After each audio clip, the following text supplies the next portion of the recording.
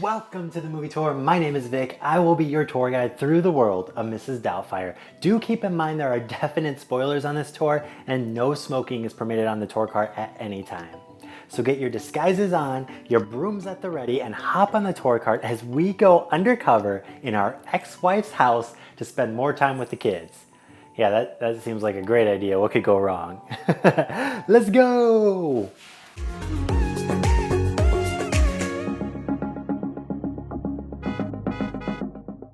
Mrs. Doubtfire is based on a book called Madame Doubtfire by Anne Fink.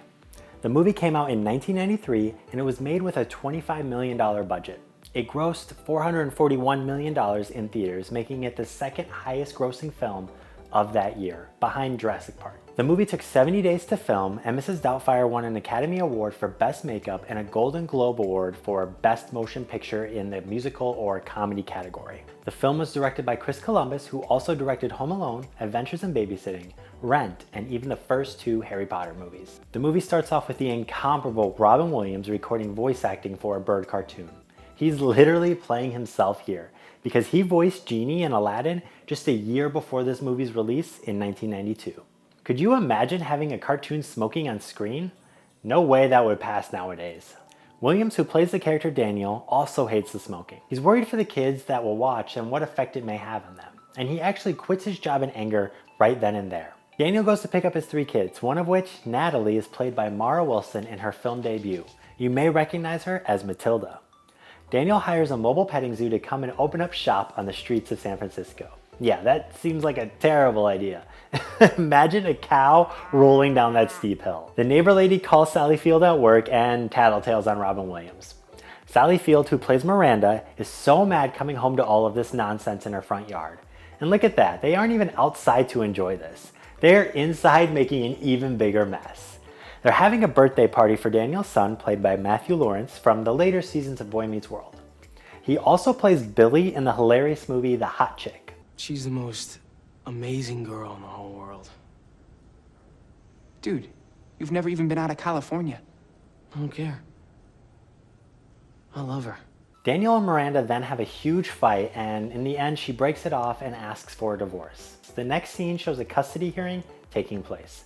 The court awards sole custody to Miranda. Since Daniel has no job or personal home, the judge then gives him 3 months to get his act together, and in the meantime, he can visit his kids on the weekends. We get a heartfelt goodbye showing us just how much he loves his kids and how much that love is reciprocated. Daniel then goes to the social worker, Mrs. Sellner is her name, and she asks him what skills he has, and he lets her know that he does voices, and then he does the best line of the whole movie. Figaro. I do a great impression of a hot dog. Hot dog. She ends up getting him a job boxing and shipping film.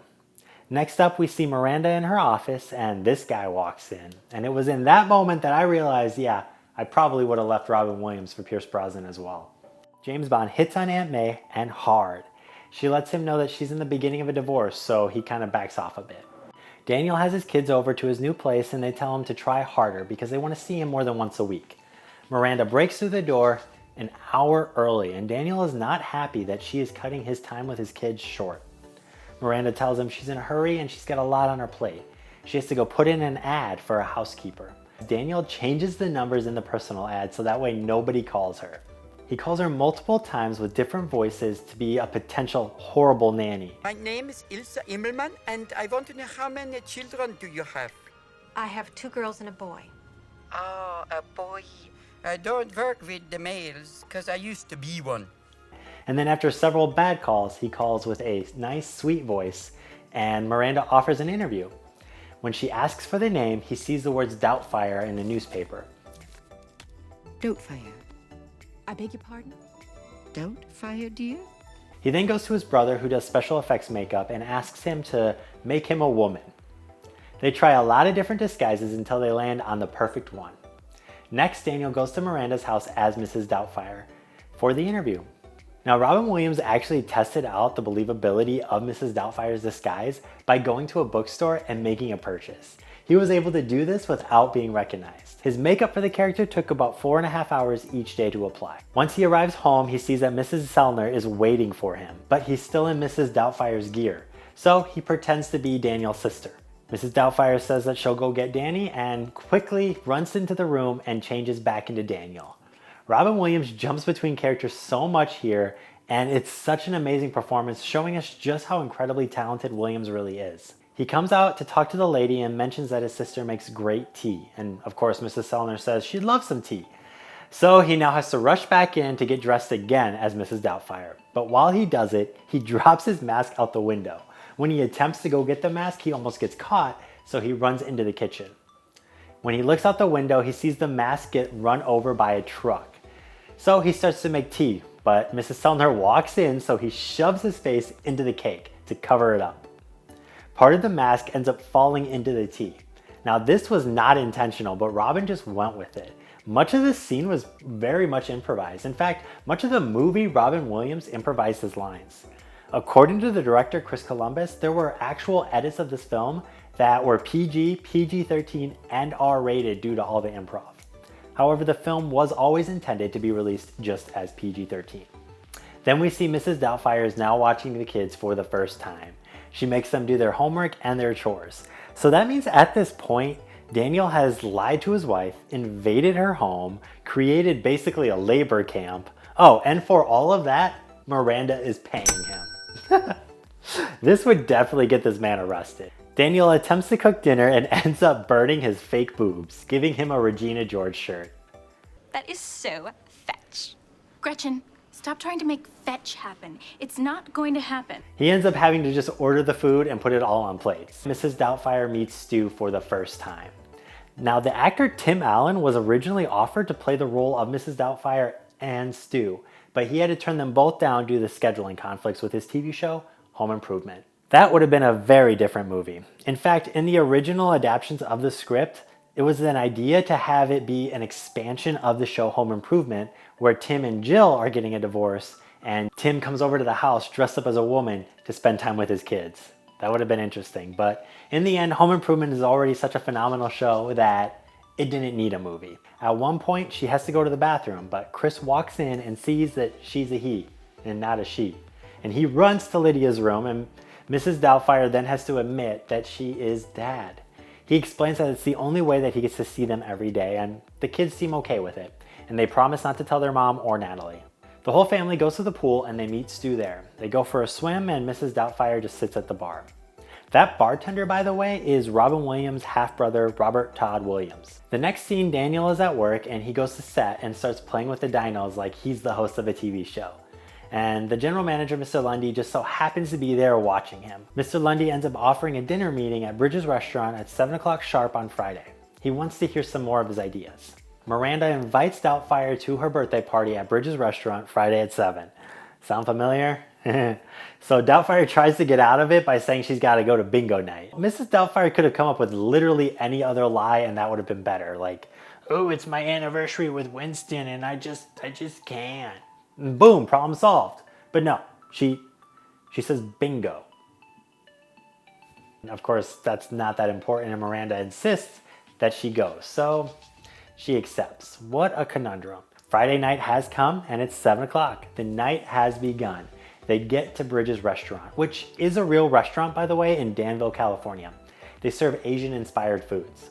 The family enters behind Mr. Lundy, who chooses the no smoking section. So Doubtfire, of course, requests that they sit in the smoking section. Mrs. Doubtfire, I told you, smoking is not allowed on the tour car at all times. Now, ladies and gentlemen, it's time for a new segment, the Movie Tour Pit Stop. I'm going to hit you with a trivia question right now. Throughout the film, Mrs. Doubtfire says the word dear how many times? Is it A, 27, B, 101, C, 56, or D, 83? Lock in your guesses down below and the answer will come at the end of the video. She then excuses herself to go to the bathroom. She then quickly changes back into Daniel and runs over to Mr. Lundy, who gives him a little bit too much alcohol, and he drinks it. He gives Mr. Lundy some ideas for the kids show, and then he runs back to the restroom to become Doubtfire again. He heads back to the table and falls over a tad drunk. He loses his teeth in the cup, and none of the cast actually knew that Williams was going to do this. It was a shock to them, so their reactions in the movie are actually genuine. This gives Doubtfire an excuse to leave the table to go fix the teeth. But when he leaves the restroom, he decides to sneak into the kitchen, very drunk at this point, and he pours pepper onto Stu's food, knowing good and well that Stu is allergic. He returns to Lundy's table, still in Doubtfire's getup, completely forgetting that he is, and he makes up some story about how now this is going to be his new TV show host. Stu then takes a bite out of his food and begins choking. Doubtfire hears it from across the restaurant and runs to Stu to give him the Heimlich. As this happens, the shrimp pops out and Doubtfire's mask comes off. The secret is out. Daddy?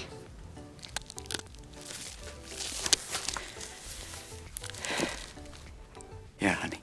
They leave the restaurant and the court hearing has returned. He tells the judge how much he loves his children and that's why he did what he had to do.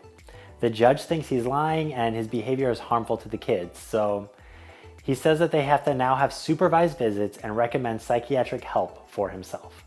Miranda sees how broken this makes Daniel, and the kids, they all miss Mrs. Doubtfire. The doorbell rings, Miranda opens the door, and it's Daniel. He has come to pick them up. Miranda has agreed to let him take care of them after school unsupervised. The movie ends there. There was never a sequel made, but in Robin Williams' final days, there was potential for a sequel. They actually finally came up with a concept that they all liked, but now with Robin no longer with us, the sequel will never happen. There is, however, now a Broadway musical based on the movie. Let's take a look at our movie tour pit stop trivia question again. Throughout the film, Mrs. Doubtfire says the word dear how many times? Is it A, 27, B, 101, C, 56, or D, 83?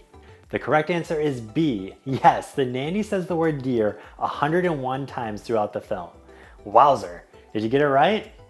There you have it, we've reached the end of the movie tour. Thanks so much for coming along with me. If you enjoyed this, please do consider subscribing so you can hop on any and all future tours. Now to let you go, here's my impression of a hot dog.